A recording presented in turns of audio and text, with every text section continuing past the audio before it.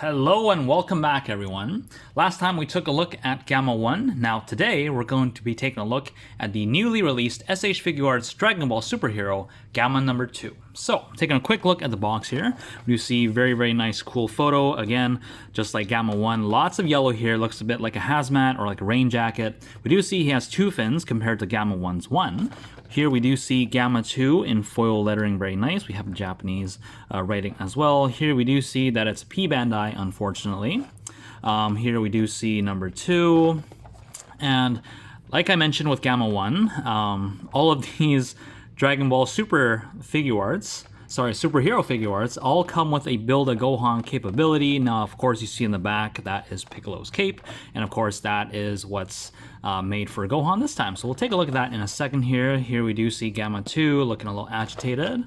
At the front here, top here, sorry, looking pretty heroic. On the side here, he's doing like a scream. We do see Gamma 2.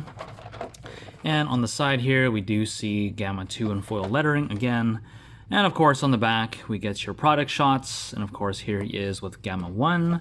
And of course, here is, sorry, focus here. Focus. There we go. And we do see the cape as well as the head with glasses for Gohan. So yeah, that's pretty much it for the box. Let's crack this guy open and take a look.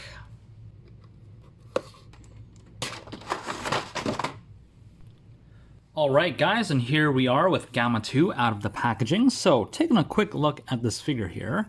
This guy is pretty much identical to Gamma 1, which we took a look at the last video.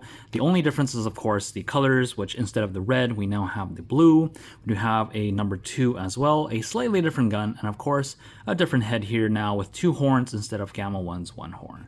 Everything else is pretty much identical. We got the nice yellow rain jacket hazmat suit looking thing. We do have these nice big black boots, black gloves, and big gray buttons. The red ribbon army logo here, and we have the upside down L as well, kind of on buttons on the forearms as well.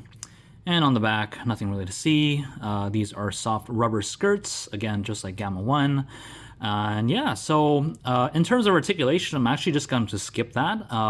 It's the exact same figure as Gamma 1. I'll put a link to that figure, that review, in the description below, so you can take a look if you want to go over the articulation. But everything else is pretty much the exact same. So with articulation out of the way, let's just take a look at some of the accessories that Gamma 2 comes with. So first off, let's take a look at some of the heads. Here we have a smirking looking off to the right head. Here we have a gritting his teeth head. And here we have a screaming head. Now to switch the heads, this is exactly the same as Gamma 1. You see, you just pop the head off and you will put this one on. It's just a nub, very similar to what we got with Nappa back in the day. So yeah, that's it for the heads. Let's take a look at some of the hands now. Here we have these open palm hands. Here we have these kind of claw hands. Here we have these gun holding hands, which again, similar to Gamma 1. And something else that Gamma 1 did not have are these kind of rock-on hands, which just came with Gamma 2 here. So, and here again, we also have a gun. Now this is, of course, Gamma 2's gun. We do see number 2, blue color. We do have kind of a greenish eye, which I believe the first one did not have that color. And the other thing that I want to point out is this thing also has 2 fins, compared to Gamma 1's, which had 1 fin. So it's quite unique how each of these guys has their own weapon here. And of course, the weapon corresponds with their designation, as well as the number of horns that they have on their head. And again, the one that's on his holster is, again, just a placeholder. If he's not holding the gun, you can pretty much just have that stuck in here. But if you are holding the gun, you can just take this one out. Again, very similar to Gamma 1. It's just a peg. You would plug that into the hole in there, and there you go. So yeah, that is that. So let's get this guy out of the way, and let's actually take a look at the main attraction here, of course, the reason why a lot of people buy these figures, and that is, of course, Build a Gohan. So I already have everything all assembled here.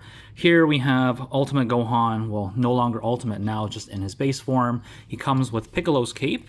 Of course, the whole piece around here is all soft rubbery plastic. The cape itself is a little bit harder, and it does kind of come up. Now, I don't know if it's just my copy, but this cape doesn't really seem to want to stay, so that's a little annoying. If you do want to have the cape up, you're going to have to put a stand here that kind of pushes up on this, so we can get that cape flying. But other than that, it's not bad. It kind of resembles his the look he had when he was in his teenagers. So there is that. And of course the head is a little bit different as well. The hair is a little bit more relaxed. It's not standing straight up like he is when he's in Super Saiyan or when he's in his ultimate form.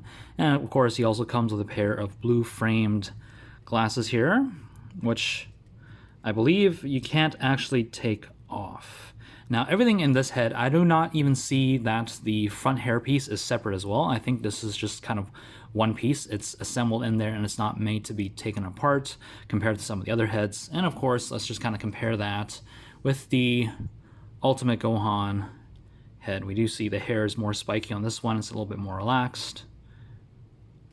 And yeah, that is that. So let's get him out of the way, and let's just do a quick comparison here with Gamma 1. Like I said, these guys are pretty much identical. You know, something I just noticed now is Gamma 1 is slightly taller. I'm not sure if that is intentional or if that's whatever's going on, but you can see that, right? If I line them up head to head, we do see Gamma 1 is just a tad taller than Gamma 2. So I think that's intentional. But again, I'm not exactly sure. I'll have to watch the movie to really find out whether or not this is how it actually is or whether or not this is just a design flaw. But like I said, these guys are pretty much identical. They look the exact same. Only difference is we got red, we got blue, we got number 1, number 2, slightly different guns, and of course 1 spike versus 2. So that is that. So, final thoughts on Gamma 2. Basically, the exact same verdict that I gave Gamma 1 here. I don't see personally for me, I don't have a big attachment to these figures. They're okay, the design is very interesting. It looks like they're just in giant rain jackets, holding guns and trying to be superheroes and stuff.